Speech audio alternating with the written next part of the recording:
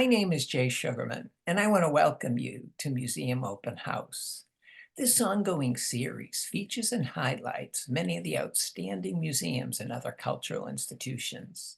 The main purpose of most programs is to inform viewers about current and upcoming exhibits, various programs, resources, and other opportunities that are available for the general public. Today via Zoom, we're fortunate to have as our guest Jane August. Jane is a content creator based in New York City, working to inspire a community of people who are interested in arts and culture.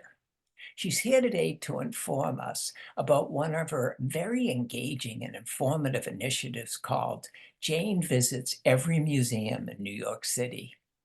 Started almost 3 years ago, Jane's quest is to visit all the museums in New York City and share these adventures via TikTok.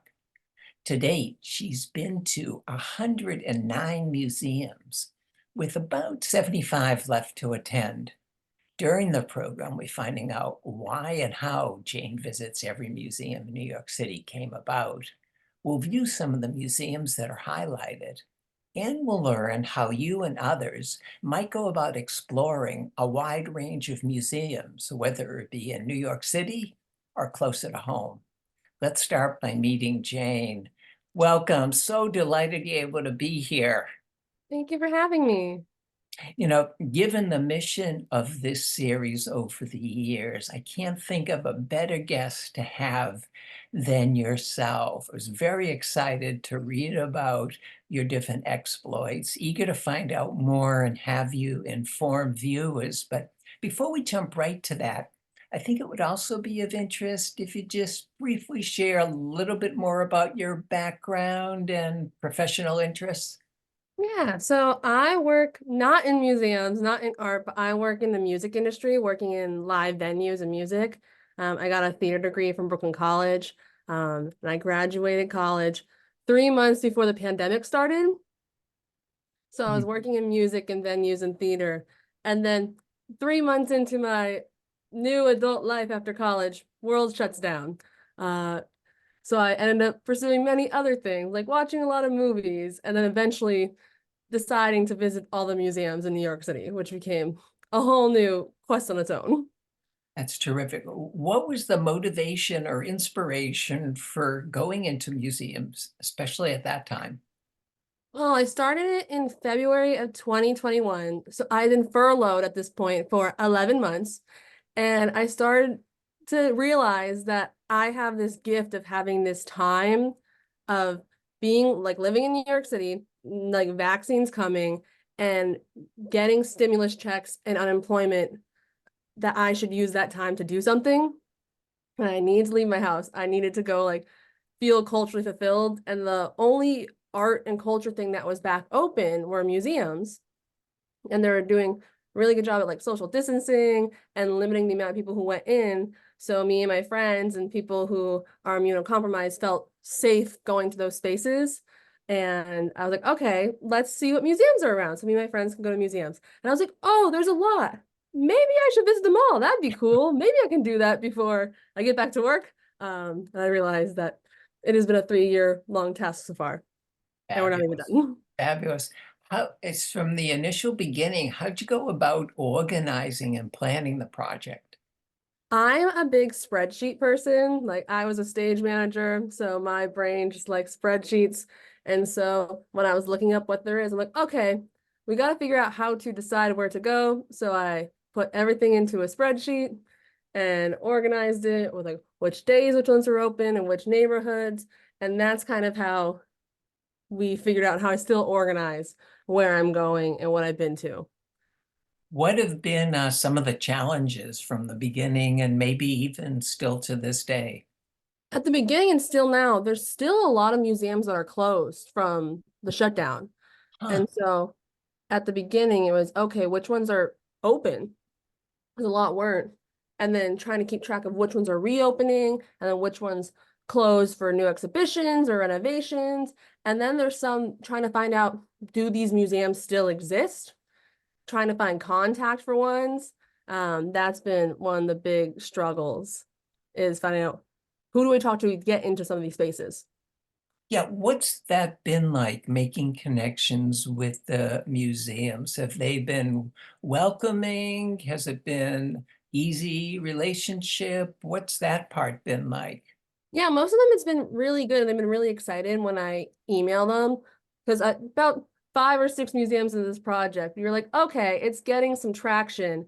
Mhm. Um, we should like reach out to them because then they'll let us come in and let us film. Because also with art, there's lots of copyright rules and some museums don't let you film. So there's some that are like, hey, I know you don't let most people film, but can I come film?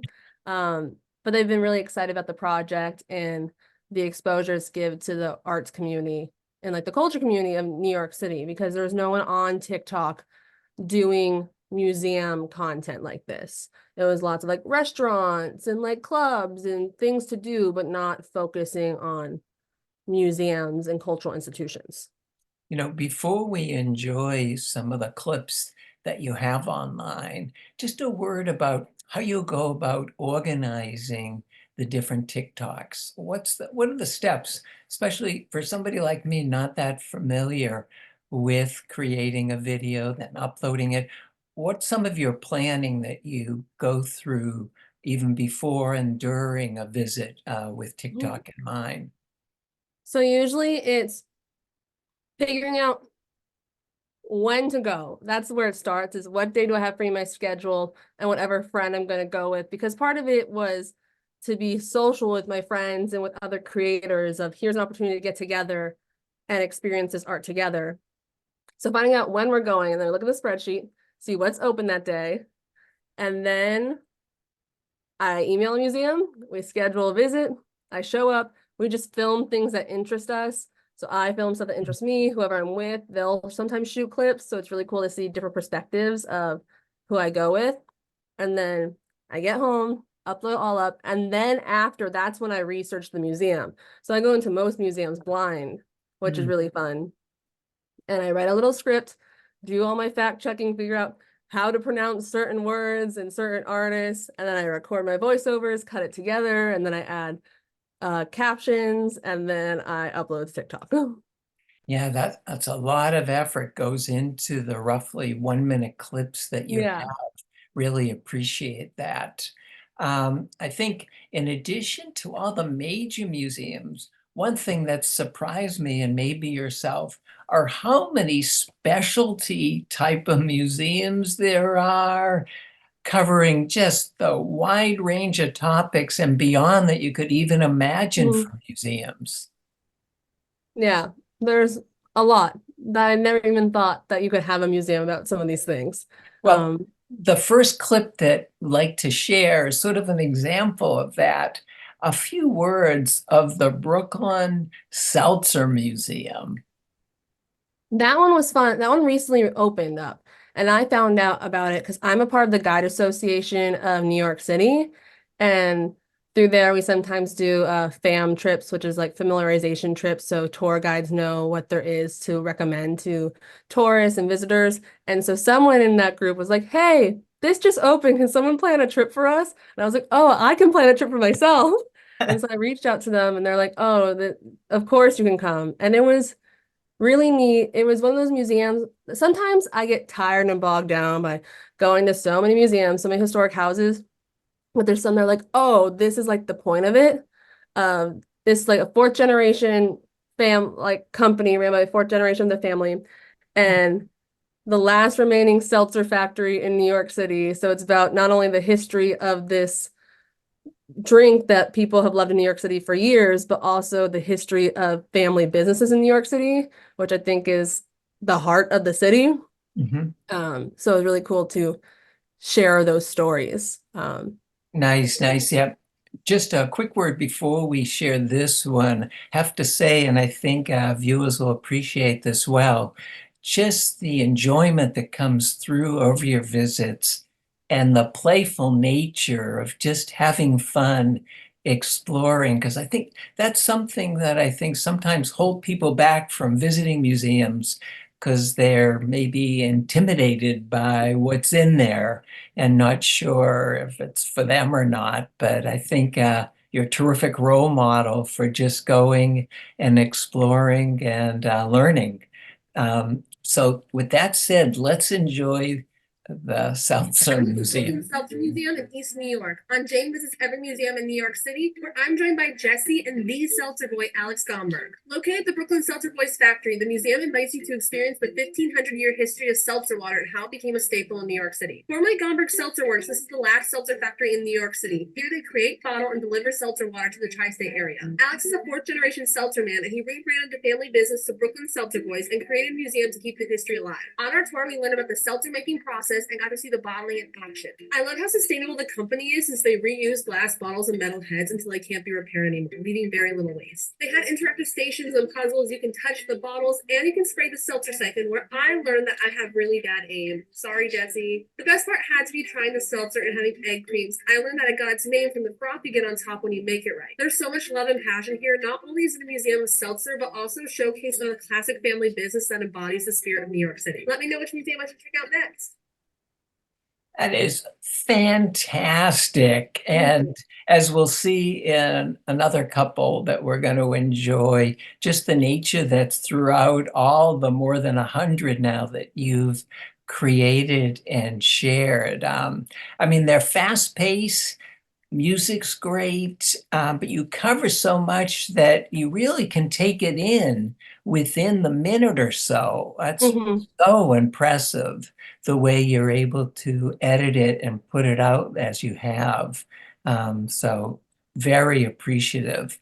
Well, let's move on to see just another one in the spectrum of museums. This one I wasn't familiar with and enjoyed doing a little reading about it. Found it a fabulous place. Listen, and look forward to visiting it next time in the city. The Brand Foundation Arts Study Center. Just a few words about this institution before we enjoy the video clip. Yeah, this one has been on my list in kind of like a separate section when I put in like a pink, and I'm like, does this count as a museum? That's been a big thing about this project, is deciding what qualifies as a museum, because people will be like, oh, there's this or this gallery or this. And for me, I've gone to be the one who defines what a museum is. And so this one, it was like kind of a gallery, but they also put on some really cool exhibitions and shows, and they have a gift shop, and they like do press previews. So I was like, okay, I count this as a museum. And one of my fellow content creators, Katie Romano, recommended this one.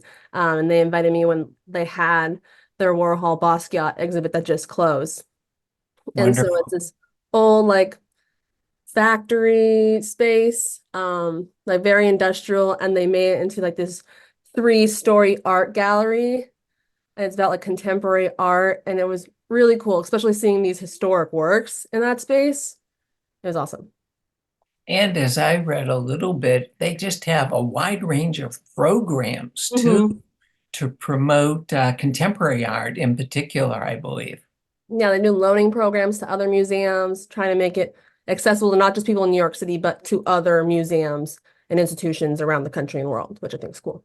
Terrific. Well, let's enjoy the TikTok. Today with the Brand Foundation Art Study Center on this episode of Jane Visits Every Museum in New York City, where I'm joined by my friend Kevin. Founded in 1996, the Brand Foundation is a private art collection focused on modern and contemporary art and design. Through loaning out works from their collection and hosting shows, they promote the appreciation of contemporary art by making it more accessible worldwide. Their East Village Museum opened in 2019 in a former Con Ed substation. I went for the press preview for the new show, focusing on the collaborative works of the legendary Jean-Michel Basquiat and Andy Warhol. This is the first major New York exhibition to focus on the collaboration since 1997. The two artists occupied two distinct spaces in New York's 1980s art scene. Once they were introduced, they became friends and collaborators, creating over 160 paintings together. There are almost 40 of those paintings on display, and I love how the industrial space complements the art in a way. These works are so monumental, and it's incredible to see them in person. Until next time, let me know which museum I should visit next. Wow, another wonderful creation.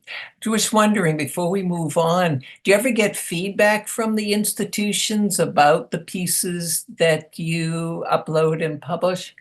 I do. Usually, because I'm usually in communication with them before I go, and then I try to make sure to send them the video afterwards, so they know, like, hey, I did make something. But usually they'll see it on social media before I get to email them, and usually they like really love it. which is always sweet. They love the way that I show the spaces, and sometimes in a different way that other people do. Because, like you said, it's like really joyful, and sometimes museums are intimidating. That's how I felt at the beginning. I felt like the idea of a museum is like stuffy and like old stuff, and it's just like not cool. And so finding out that there's like lots of hip museums that have programming and stuff for people of all ages and like a very wide, diverse selection of works was really exciting. I was like, I can show that. And I don't have an art background too. So I feel like I'm able, not to say like dumb it down, but I'm able to look through it in like a non-art critic eyes, like a way that a normal person would who doesn't have that background.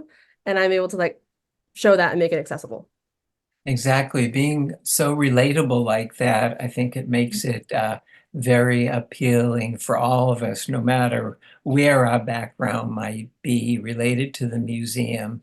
And I think if you'd ask most people, maybe in how many museums are there in New York City, maybe somebody might say, oh, 25 or so. But then to hear from your work, more than 180 or so. Mhm. Is fabulous. And here we're seeing just a little glimpse of the range of opportunities.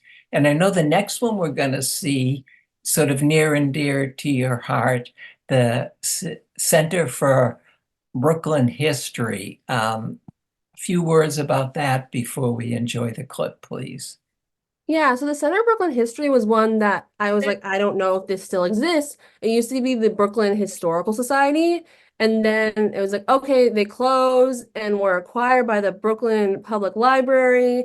And so the whole thing was like, is this still going to exist? And so this past fall, it like finally reopened as a new like Center for Brooklyn History through the Brooklyn Public Library, which is cool. And they have some like a show on display right now and kind of exploring that new space and how they're refiguring what used to be a museum in a like society into a more accessible space for the community.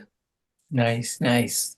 Well, let's enjoy the clip now, please. I'm at the Center for Brooklyn History on this episode of Jane Visits Every Museum in New York City, where I'm joined by my Brooklyn bestie, Joe. Since 1863, the Center for Brooklyn History has been preserving Brooklyn's 400-year history as a museum, library, and educational center. In 2020, then known as the Brooklyn Historical Society, it merged with the Brooklyn Public Library and was renamed the Center for Brooklyn History, which now has free admission and an emphasis on drawing a broader audience. I'm a Brooklyn gal, and my family is from Brooklyn, so I was very excited to learn a little bit more about our home. The first exhibition of the merger is Brooklyn Is, which celebrates the people and neighborhoods throughout the borough. It includes photographs and stories from Brooklynites and really highlights the diversity of its residents. And it was exciting to see my neighborhoods in South Brooklyn represented. The center is also home to the Offmer Library, which houses Brooklyn books, photographs, maps, artifacts, and archival collections totaling over 400,000 items. So the reading room is now open to the public to pop in and visit, but an appointment is encouraged if you want to view the research items. I love the center's new goals of outreach and accessibility, and I'd love to visit again and dive into the archives. Let me know which museum I should visit next. Wonderful, wonderful. And I know looking into it a little bit, what I appreciated is a terrific online tour feature Mm-hmm. of the current exhibit in particular that I spent a little time with. And yeah, there's a lot to learn, and it's also so well done. Well, the final clip we're going to share is monumental in a way. Was your 100th visit, so rather recent. The Federal National Memorial. A few words about this institution, please. Yeah, so for number 100, I said I was gonna do a history museum because for number 50 we did MoMA, so an art museum. So I felt like good to spread it out. And I've been counting the National Park Service monuments and historical sites as museums. And so the Federal Hall National Memorial was like the old City Hall, the old like where they George Washington gave his inauguration speech, and so much history on Wall Street and in the United States and New York government. And so I thought that was cool for something about like a project about New York City and about the history of the city. And we did it.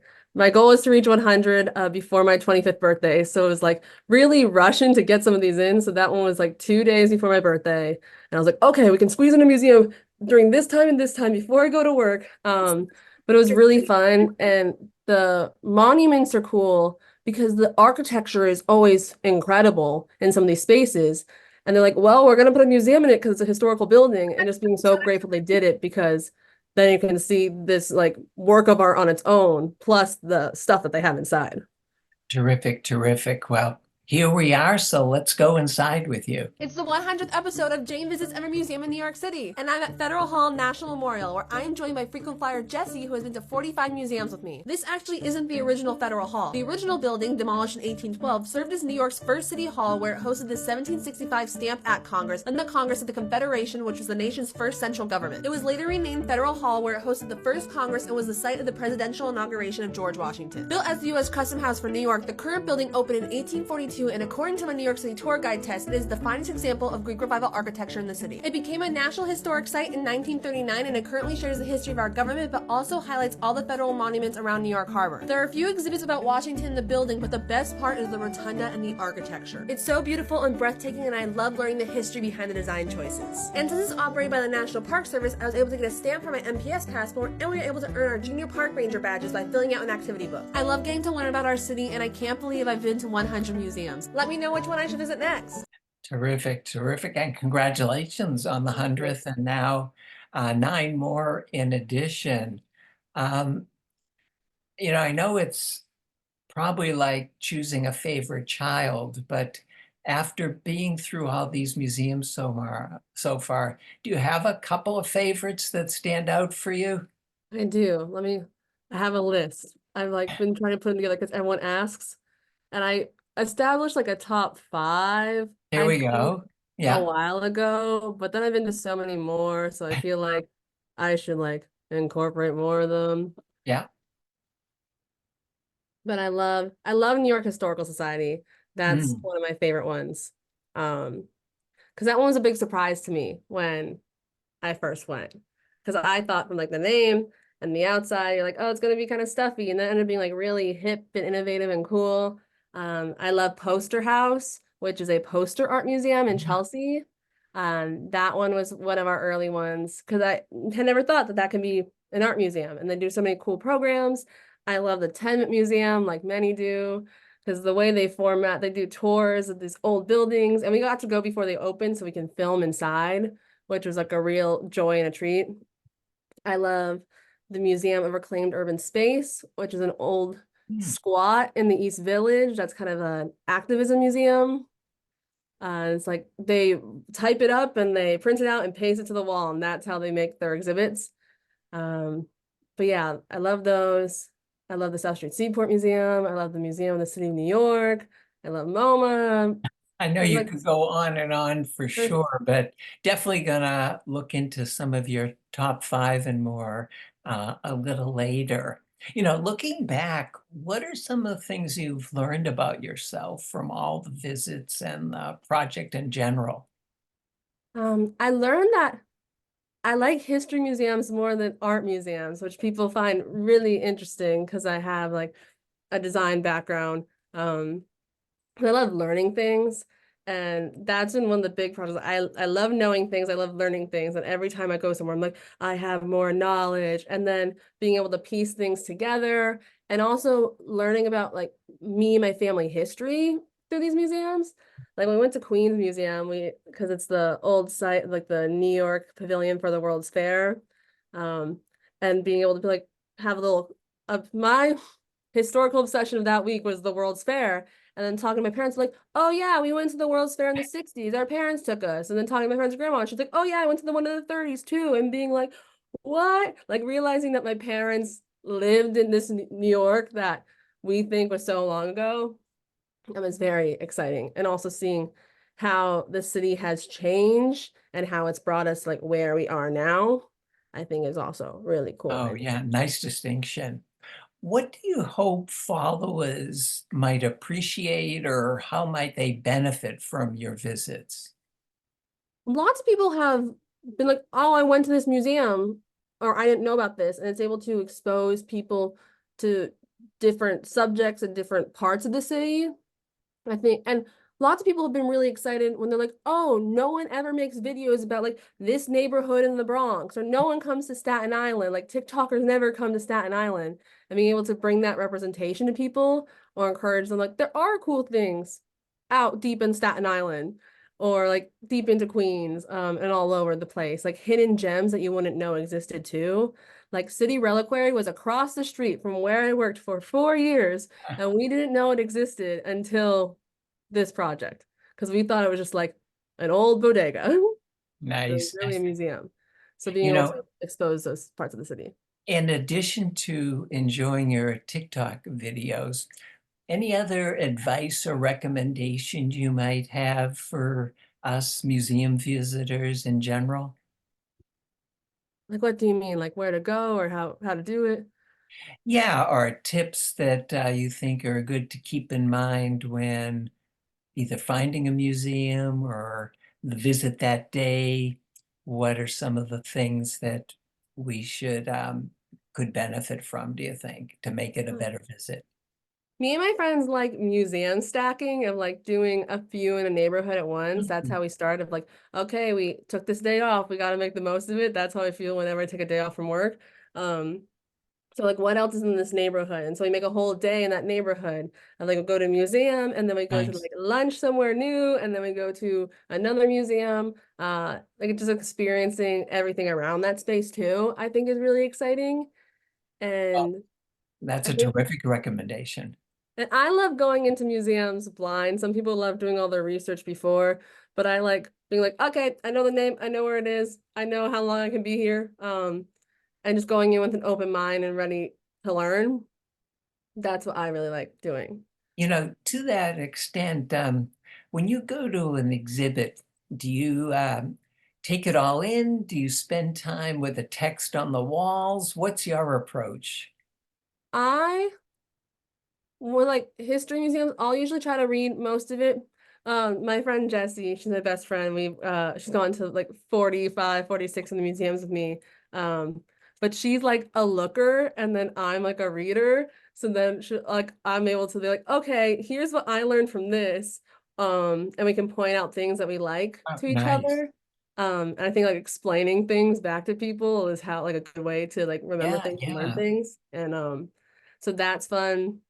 When it comes to art museums, I'm like a quick looker. I like look, I'm like, okay, and I move on. I'm not someone who sits there and is like, what is going on with this art piece? So it's cool. I'm also a skimmer. I'm like skim, skim, skim. Okay, I don't need to read more of this. Because sometimes there's so much text in a museum and then you get like fatigue from it. So I kind of figure it out. Yeah, those are great tips, especially going with a friend to make it a bigger experience than just the visit, as well as sharing different Mhm. insights afterwards. Terrific idea. Well, unfortunately, we've come to the end of the program. How can viewers and others learn more and stay informed about your visits?